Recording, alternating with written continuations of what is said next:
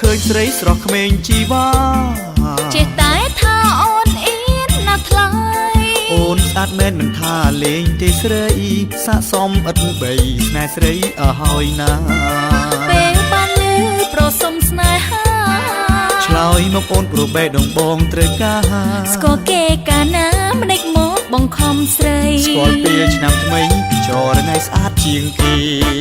ឆ្នាំនេះអូនពេញក្រមុំឬចំបងពេញកំឡោះដែរយើងពិតជាកូនចៅខ្មែរបងសូមក្តីស្នេហ៍ព្រមទេជីវ៉ានិយាយស្រួលម្លេងប្របងសុកមកសុំស្នេហាស្នេហ៍បងទៅជីវ៉ាបងសូមសច្ចារៀបការឆ្នាំថ្មី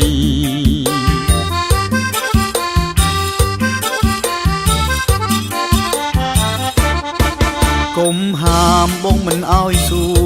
រសំនួរបងសួរទៅស្រីតើបងសួរពីអ្វីដែលថ្លៃមិនដេញបងគប់ឲ្យស្រីធ្វើតាព្រោះតែបងស្រឡាញ់អូនស្នេហ៍អូនបានប៉ុន្មានឆ្នាំទើបតែ3ថ្ងៃឆ្នាំនេះទេថ្លៃប្រសពនិយាយស្រីសុំចាញ់ហើយបើស្នេហ៍ចូលដល់ម៉ែអើស្រីពើបងសូមឆ្នាំក្រោយ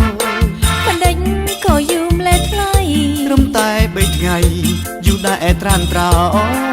ក្រែងប្រងថាចាំឆ្នាំក្រោយម្ដេចក៏បងឆ្លើយ3ថ្ងៃ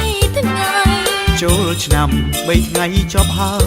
បងមិនកន្តើយឲ្យម៉ែចូលស្ដីសិរីសួស្ដីសុភមង្គល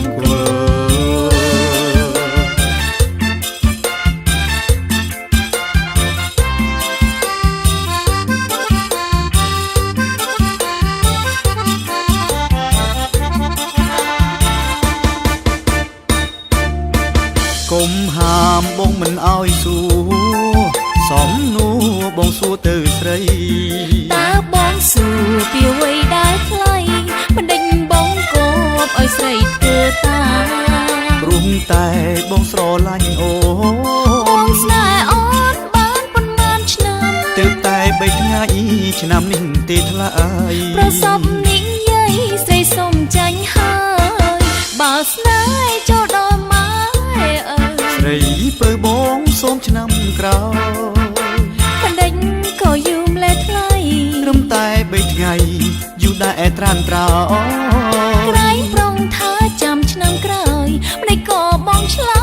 យ3ថ្ងៃចូលឆ្នាំ3ថ្ងៃចប់ហើយបងមិនកន្តើយឲ្យម៉ែចូលស្ដីសិរីសួស្ដីសុភមង្គល